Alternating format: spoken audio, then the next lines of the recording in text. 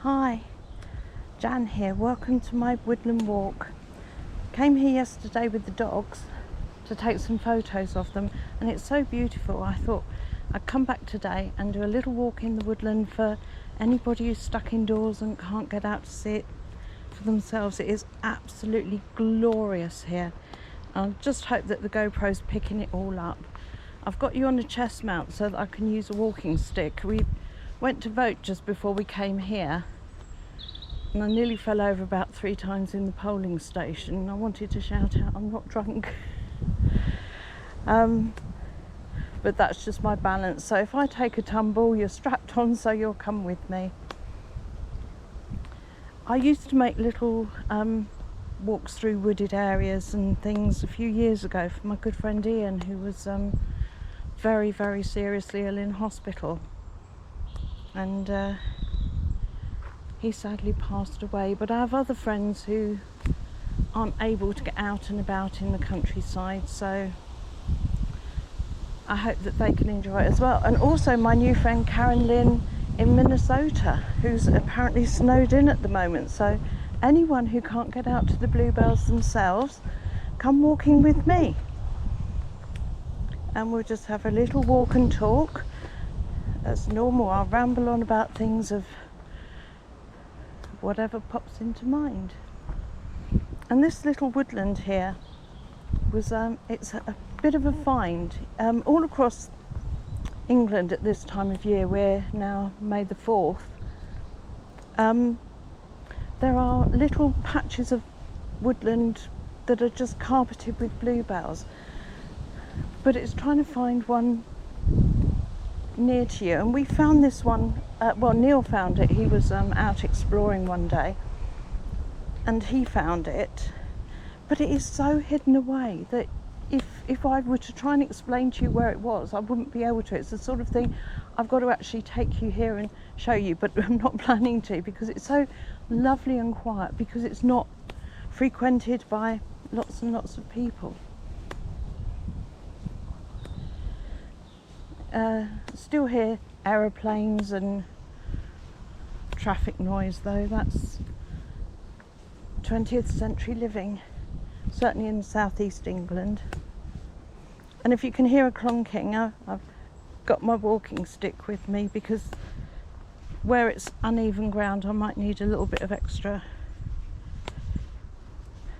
something to balance with.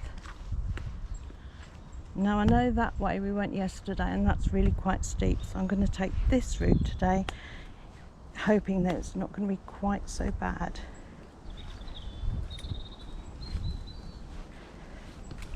I've got Neil with me. He's behind, he's taking photos, but I've said that I just got my leg caught on something there. I said, could he stay out of shot so that you get the full view? And I don't know how far up the view is on the GoPro, but just ahead of me are actually some, I'm not sure if they're telephone cables or electricity cables. Neil, yep. What do you think they are? Phone or electricity? I mean, they're not big pylons, but we've got odd remote houses around here, so I just wondered if they were. Could you just hang on to me so that I... Look at the cones above, in those corners, you've got the electricity. I'm pretty sure that's... Oh, danger of death, that'll be electricity. Yeah. I just saw that on the pole. You're not going to put danger of death for a phone signal, are you? Although now with 5G, who knows?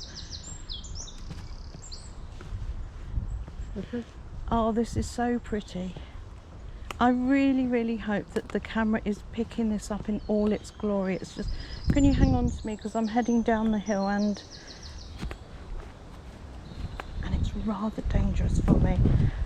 Little holly there, so mind your legs. Oh, look at this. I've not come down this far in this little area before. We've got kind of a little valley, haven't we? It looks like a deeper bit over there as well. But actually... You want to what? I want to get some photography of coming through this. Okay, well if you can just hang on to me until I get to a to bit the flatter bottom bit. ground, Go to the bottom bit. because it's even with what I should have bought 2 sticks actually. It's a bit dangerous for me. Come this way. But and dear across. viewer, look at the danger I put myself in for your pleasure. I want to head up that hill Oh. as well. Well, I'm glad I'm doing this in shoes and not sandals, because I think I would have fallen out of my sandals by now. Yeah.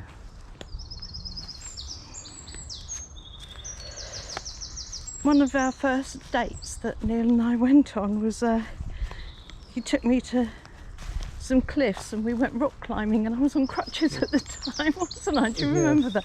And I actually went rock climbing on crutches. We were actually hunting for crystals. And we found them. Right, okay. Yeah.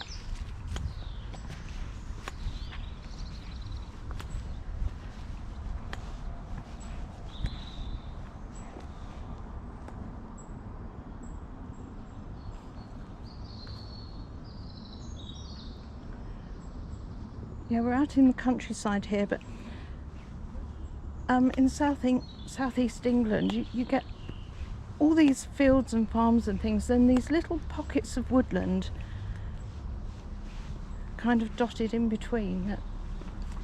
So this woodland would be really ancient. This would have been here for...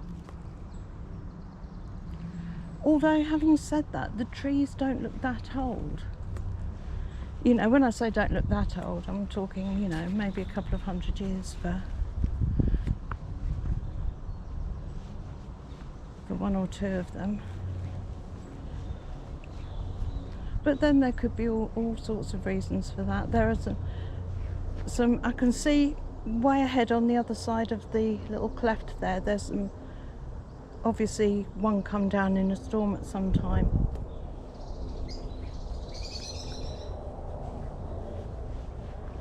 And I hope that you can hear the bird song above the aircraft noise.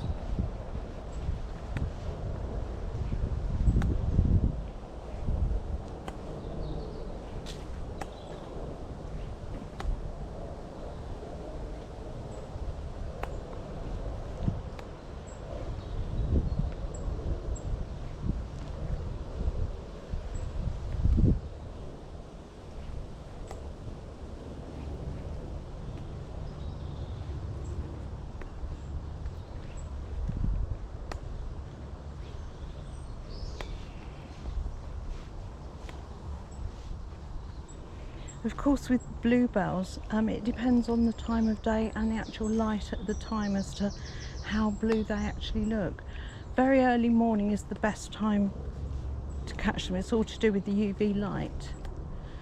And just a second ago, the patch straight in front here was looking really, really dark blue, but then the sun came out from behind a cloud and it's completely changed the colour of them.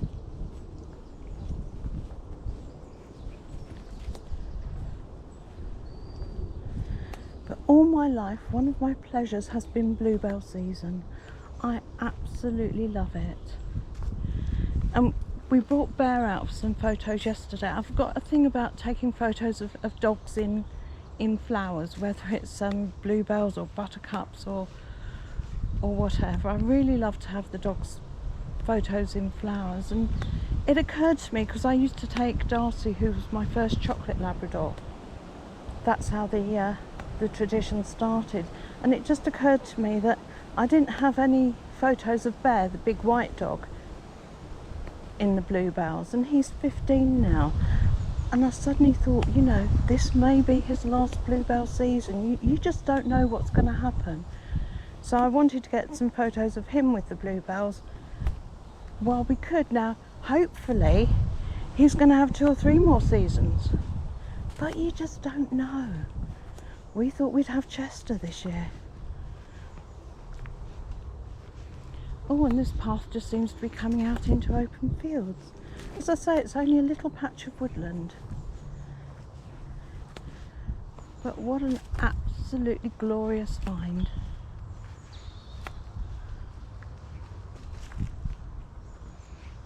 It looks like a load of rhododendron through there, so that's going to look lovely later on in the year. Right, let's take you right down to the field and I'll show you the view from the field. This is actually a designated footpath. I can see a footpathy sign on the gate straight ahead. So we're not, well, we may be walking over private land. Even private land in England does have public right-of-way footpaths and bridle paths and things going over it. But, you know, you just respect the land no matter who owns it. And always leave it in as good a condition as you find it.